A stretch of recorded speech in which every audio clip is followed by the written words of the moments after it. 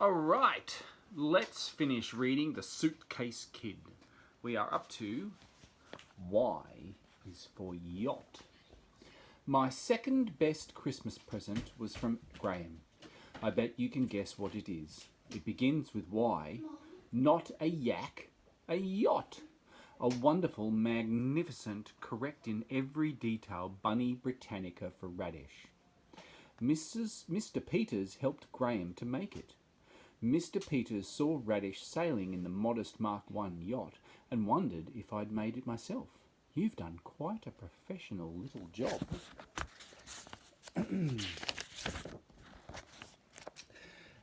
There, Andy, you've quite a way with wood, he said, turning the boat backwards and forwards admiringly, but making Radish feel terribly seasick in the process.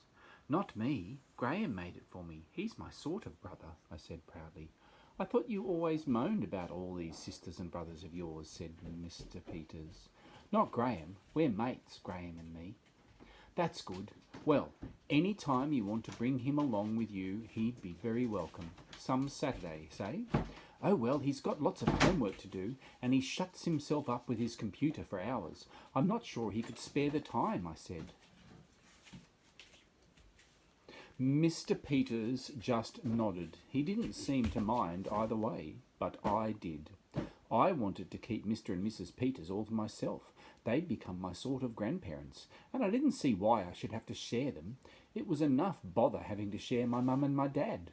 And yet I liked Graham a lot. He wasn't busy all the time on Saturdays. He'd like to see Radish sailing his boat on the pond.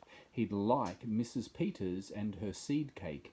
He'd especially like Mr. Peters and the little lean-to at the back of the house where he did his woodwork. But what if it all got spoiled? What if Mr. and Mrs. Peters fussed round after Graham and I got left out again? But what if it was fun? I could show Graham all my secret places in the garden and all the special things Mr. and Mrs. Peters had made for me and Radish, and maybe they'd fuss over me a bit while he was there so he could see they liked me a lot. And maybe Graham could do some whittling with Mr. Peters while I did some sewing with Mrs. Peters, and then we could all join up for tea and cakes, and that way no one would be left out. I stayed awake even longer than Katie, trying to sort it all out in my head. There was no problem about asking Katie. No way. Never. But the next morning I waylaid Graham on the stairs and asked him over to the Peters place on Saturday. Oh, I'm not sure I could make it. I've got lots to do. No, thanks, Andy, but I'd rather not, he gabbled. I was mad. I thought he'd be thrilled to bits. Well, grateful at the very least, but it turned out I had to go down on my knees and beg. and beg before he'd agree to go with me. And even then he moaned and groaned all the way. This is mad, Andy. They're your friends, not mine. This old man won't really want to meet me, and I wish you hadn't shown him that boat. It was just these bits of old wood nailed together. I made it too quickly. It wasn't any good at all.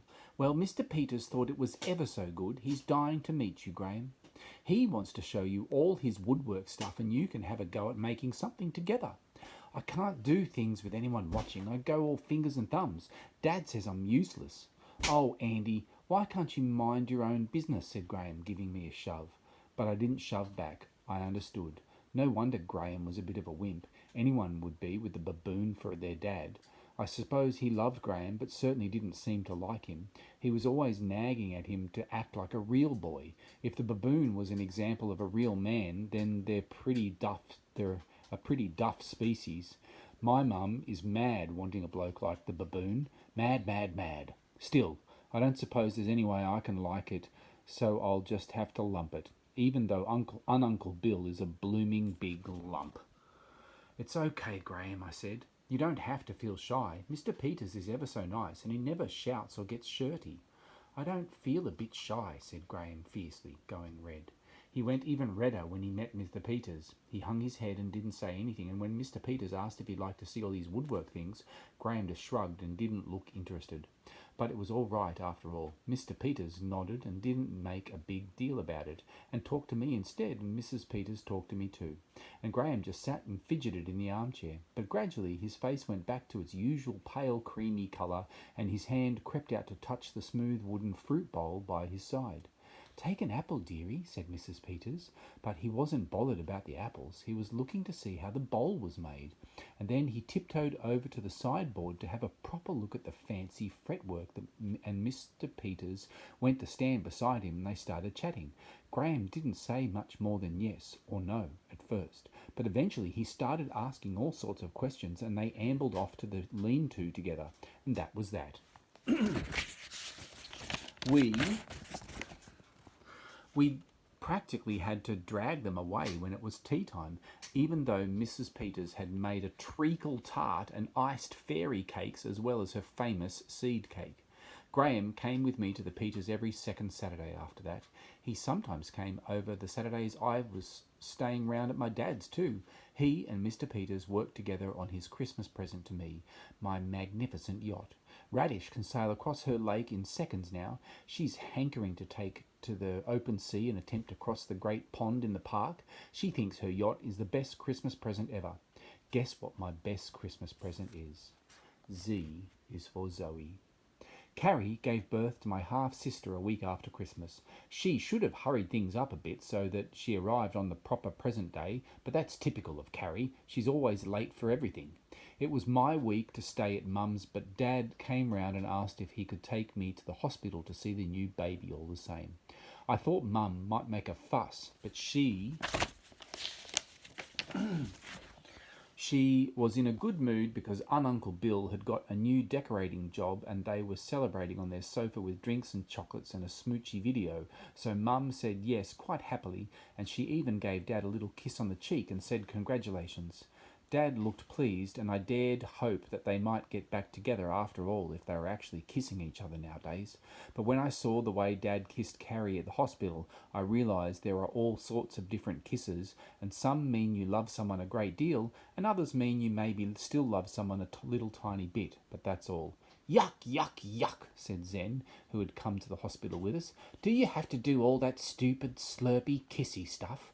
"I want to see my sister," said Crystal, jumping up and down excitedly, her hair all over her face. Dad was looking after the twins single-handedly, and they both looked even more ruffled and rumpled than usual.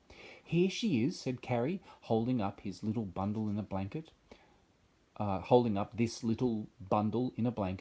was right down at the end of the bed and couldn't see much, just a tiny nose and a little red mouth. It opened, and the new sister started making a lot of noise. "She's saying hello," said Carrie, grinning. "Can I hold her? Oh, please can I hold her?" Crystal begged. "Maybe you're a bit little," said Dad anxiously. "No, I'm not, am I, Mum?" said Crystal, pouting. "I think you're big enough to hold the baby, but sit on the bed and lean against me so that she can snuggle up comfortably," said Carrie, getting Crystal and the baby carefully arranged. "Look at me, I'm holding my sister," said Crystal, her face bright pink with pleasure. The baby's face was pink too because she was crying. "I'm not big, I'm little. I'm a lickle wickle baby," said Zen, and he started making loud woo-wah-wah noises, imitating the baby. "Come here, little baby," said Carrie, and she scooped Zen up in her arms and held him as if he was really her baby again. He wriggled and protested, but you could tell he liked it. I stood watching them. Dad had his arm around Carrie. Carrie was cuddling Zen. Crystal was holding the new baby. I fidgeted in my pocket and found Radish. Dad saw and smiled at me. "Do you want to hold your sister too, Andy?" "No, thanks. I'm not really that bothered about babies," I said, stroking Radish's ears. "Why don't you take a turn? You might be able to stop her crying," said Carrie. "But there's no room on the bed." "You're big enough to hold her properly," said Crystal, enviously, and Dad handed the baby over to me. I popped Radish back in my pocket and took hold of the baby. She was heavier than I'd thought she would be. I didn't know how to balance her at first, but then her head lolled against my chest and my arms made a sort of cradle for her. She seemed to find it comfortable. She gave one last cry, several squeaks and splutters, and then quietened completely. I looked down at her. She looked up at me. She had big blue eyes, but her hair wasn't fair like Carrie and Crystal and Zen. She had toffee-coloured curls. She was going to be dark like Dad, muddy brown like me. I gently touched her starfish hand and her tiny fingers closed round my thumb. She's holding my hand, I whispered. She likes you. She stopped crying, said Dad. She's so little, I said, looking at her tiny fingernails, all so perfect in every detail. She's actually quite big for a baby, said Carrie, much larger and stronger than Zen and Crystal were at that stage. I think she's going to be tall. She's like me, I said. Well, she's your sister, so it's not really surprising, said Dad. Is she still going to be called Ethel, said Carrie. Yuck, Ethel's a stupid name, said Zen.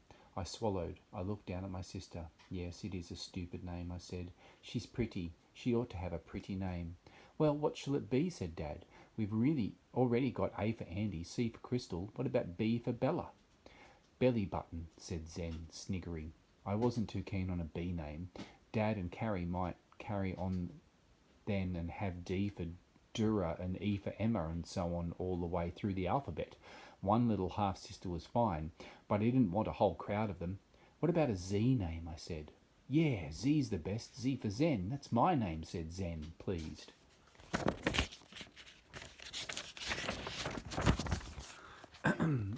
Z for Zoe, I said.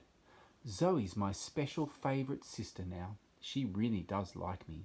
I can nearly always stop her crying, and I can give her a bottle and wash her in the bath and change her nappy, though I'm not sure that's such a treat. Mrs. Peters is helping me make Zoe a little smock with a Z for Zoe embroidered on the front. I'll maybe have to try to make something for Crystal too. She's my second favourite sister, and she gets fed up quite a bit of the time because she's not big enough to do a lot of things for the baby. I found her all curled up and crying in the Japanese bag the other day. I let her play with Radish for a special treat, and it cheered her up a lot. Zen gets fed up too, but catch me letting Radish anywhere near him. I like helping look after Zoe so much that I never really want to pack my things on Fridays when I'm at Dad's. But then, when I get to Mum's, I can pal around with Graham, and Paul has given me some of her old makeup, though Mum says I'm nowhere near old enough to use it yet. I look super with it on, though, really grown up. Katie smeared a whole lot of makeup on too, but she just looked silly, like a little kid with face paints. Poor old Katie. I went to see the family counselling lady the other day because she wanted to know how Radish and I were getting on. We're okay, I said. You still go to your mum's house one week and your dad's house the next, she said. I've got a house A and a house B and a house C now, I said. I go to mum's house A 1 week and dad's house B the next week, and I go to Mr. and Mrs. Peters' house C nearly every day, and Radish gets to play in her own mulberry cottage when she's there, though she still lives in my pocket most of the time. It must take a lot of organising, said the lady, smiling. Oh, it does. But I've got it under control now, I said, smiling back at her. It's as easy as ABC, really. The end.